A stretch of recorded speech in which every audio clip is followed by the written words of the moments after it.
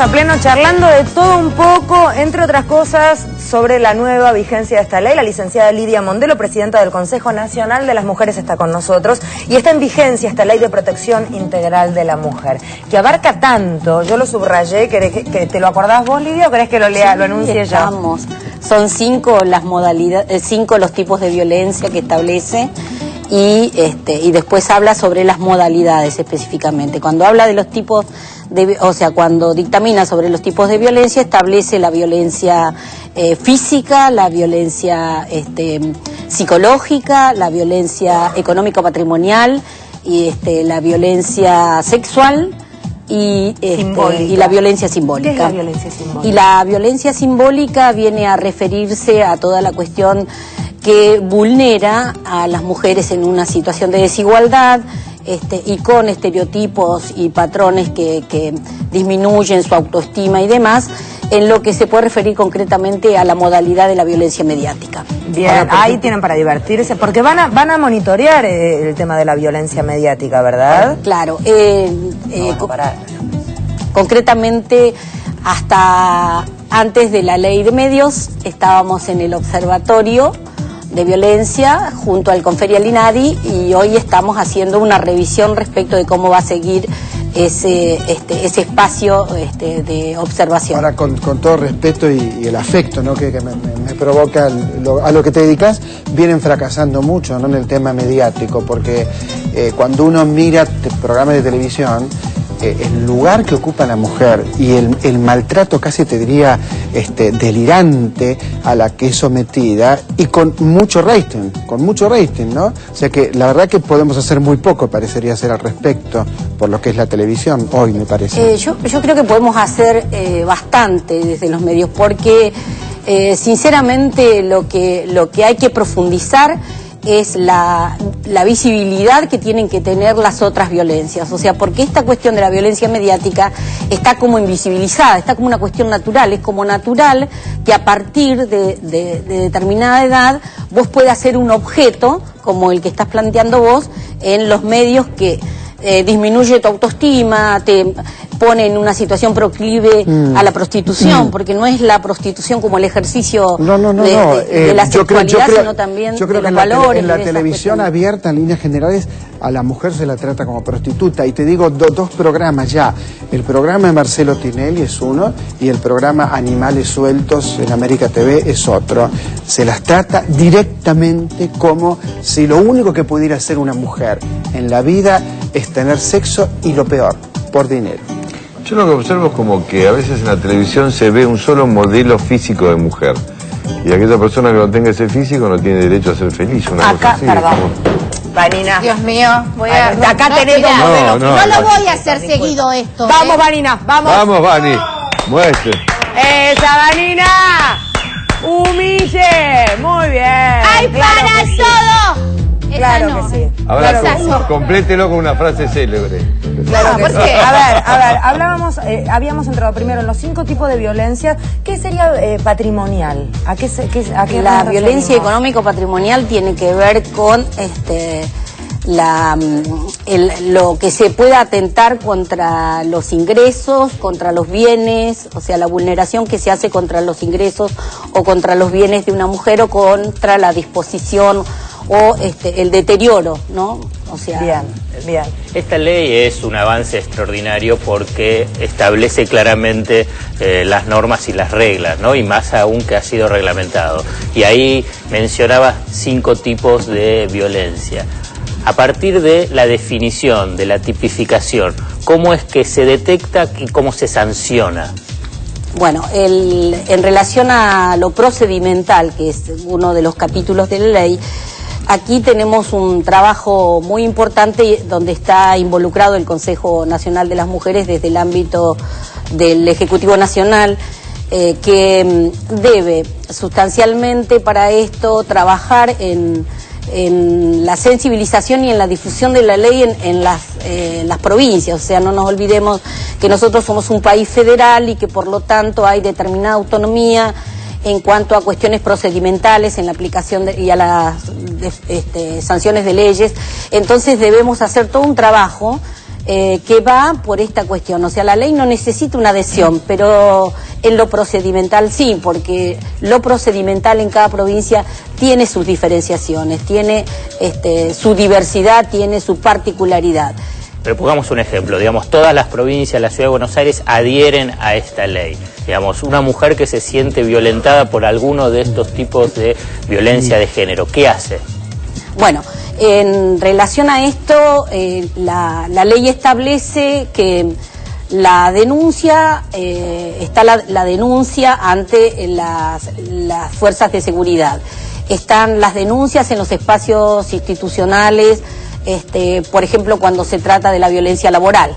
Está la denuncia a través de la justicia. Sí, la Comisaría de la Mujer en el caso de violencia ha funcionado muchísimo. A partir de allí, al tener otra contención, y trabajan muy bien, hay que decirlo también, muchas veces uno hace muchas críticas, todo el equipo que es seleccionado para cada una de las comisarías de la mujer suelen trabajar muy bien. Sí, realmente en eso Provincia de Buenos Aires tiene una experiencia vasta y realmente bastante exitosa, sí, en relación a la atención, cuestión que el país en su mayoría de provincias debe profundizar este trabajo, ¿no? Te hago una pregunta, ¿cómo demostrás, vos vas a hacer una denuncia por violencia verbal, simbólica, patrimonio, ¿cómo se demuestra? Pues yo voy a una denuncia, ¿cómo es el trámite? ¿Qué es lo que sigue después? ¿Cómo es que, nada, cómo se lleva a la práctica? Porque yo puedo decir, sí, me hago una denuncia, ¿cómo lo comprueban? ¿Cómo se lleva? ¿Cuánto tarda ese trámite? ¿Cuáles son el lugar donde ponen, en ese caso, al marido, al hombre o a la pareja? Bueno, en relación a la violencia familiar o a la violencia doméstica, como bien decimos, ante la denuncia vos la presentás en la fuerza de seguridad y junto a los equipos de profesionales con los que vos vas trabajando, ya sean psicólogos, psicólogas, médicos, abogados, abogadas, se va haciendo la recomposición de la situación y ahí la justicia va determinando la gravedad de la situación para determinar un alejamiento del hogar, una prohibición de visitas. O sea, en realidad desde lo legal se van instituyendo todas estas medidas, ¿no? En realidad lo que habría que modificar son los patrones socioculturales que posibilitan esto, claro, que son muy sólidos, ¿no? Es que ahí en la sociedad contemporánea, claro, son patrones ¿sí? socioculturales muy fuertes, y esto te das cuenta mucho en los medios. Cuando vos ves en los medios el tratamiento que tiene la mujer, te das cuenta que esos medios están sostenidos por gente, por supuesto, que los mira, que los observa.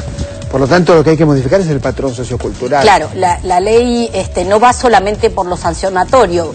Si el título bien nos dice, es una ley de protección integral para prevenir, sancionar y erradicar la violencia contra las mujeres en los ámbitos en que se desarrollen sus relaciones interpersonales.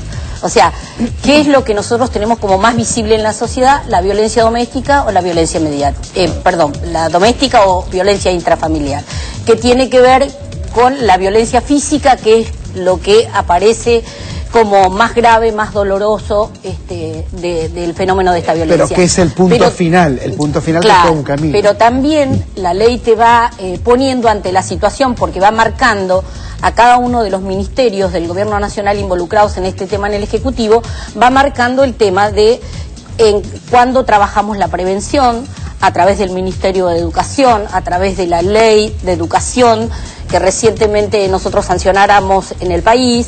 O sea, cuando está hablando fundamentalmente del lenguaje no sexista, esta incorporación en los contenidos, o sea, que el Ministerio de Educación está trabajando en estos momentos fuertemente un material que ha sacado que tiene que ver con esto de incorporar estos conceptos de violencia de una medida adecuada en los contenidos curriculares. ¿Tienen hecho algún estudio acerca de cuál es la mayor, si esto se puede dividir por clases sociales, por nivel sociocultural, en qué tipo de situaciones abundan más, cuál es el tipo de violencia que abunda más, en fin? ¿Han hecho estudios con respecto a esto? Bueno, en relación a esto, nosotras sabemos que Argentina no tiene estadísticas precisas o datos confiables y oficiales, pero Lo que sí se sabe concretamente es que la violencia no tiene ni clase social, no tiene, digamos, ni la posibilidad de que porque vos estés en una mejor o peor situación pueda ser menor o mayor la violencia. Bien. Esto está debidamente. Puede ser distinto, indistintamente. No, mira, puertas adentro es lo mismo, se nota menos en una zona que en otra. Puede estar más visible o menos visible, porque siempre se sigue sosteniendo desde la naturalización del hecho que esto es del ámbito privado, entonces queda dentro del hogar, sí, ¿no? Que eso es lo que se trata de desnaturalizar. Es muy banal pensar que esto ocurre en una clase social únicamente. Por eso es interesante identificarlo, porque en general suele existir ese prejuicio y es eso, ni más ni menos que eso, en un las prejuicio. clases bajas ocurre más mentira. Dentro de las libertades de las que se habla y de los derechos que se habla, estamos hablando también de la libertad reproductiva, obstétrica y mediática. Hablábamos con Alfredo en el bloque anterior, la promulgación de esta ley. La guía técnica para la atención integral de los abortos no punibles. Bueno, realmente aquí el Estado está cumpliendo con una de sus funciones, ¿no? Está garantizando de alguna manera y asegurando que la salud pública pueda brindar los servicios y las prácticas quirúrgicas correspondientes que garanticen la vida de las mujeres en cuestiones que establece la ley en relación al aborto no punible, ¿no? Que tiene que ver con la seguridad o sea, cuando está en riesgo la vida y cuando habla de la violación y habla de las mujeres discapacitadas, ¿no? Y en eso hay jurisprudencia suficiente en nuestro país como para que podamos ver que en realidad este derecho se lo debe garantizar. Y fundamentalmente lo que no debemos es revictimizar por cuestiones de conciencia a las mujeres y fundamentalmente a las niñas y a las adolescentes cuando en esto de las violaciones no ha habido acceso ni ha habido responsabilidad alguna sobre una situación de violación. Bien, licenciada. No hay nada que comprobar. Muchísimos llamados de parte de la gente, tenemos que ir cerrando. Leo dos, simplemente como para asentar dos puntos que me parecen interesantes. Enrique de Mendoza dice: yo viví 20 años de violencia contra mí. Mi mujer me atacaba a mí. ¿Yo a quién tengo que reclamar? Eso también es habitual. También pasa, claro que pasa. Sí, cuando hablamos de cuestiones de género, no es indistintamente para el hombre o para la mujer. Lo que pasa que la mayor estadística o la mayor situación de violencia se da sobre las mujeres. Y la última, y con esto la despedimos, Susana de Lomas del Mirador: mi hija está en un estado deplorable, sufre violencia psicológica del marido, la amenaza que la va a matar. ¿Qué puedo hacer? Bueno, realmente ahí es dirigirse al lugar más cercano que pueda tener, ir por una asistencia de profesionales inmediata que la van a poder orientar. ¿Cuál sería el espacio? Hospital próximo al que ella pueda estar. Ok, ahí hay equipos que están entrenados y saben exactamente qué hacer. Claro, y precisamente acá de esto estábamos hablando cuando hablamos del acceso a la salud pública que garantice los derechos de las mujeres. Muy buenos equipos, en serio, hay que recurrir allí, uno muchas veces no se anima, te van a orientar, vas a sentir un gran alivio. Gracias, placer enorme. No, gracias a ustedes.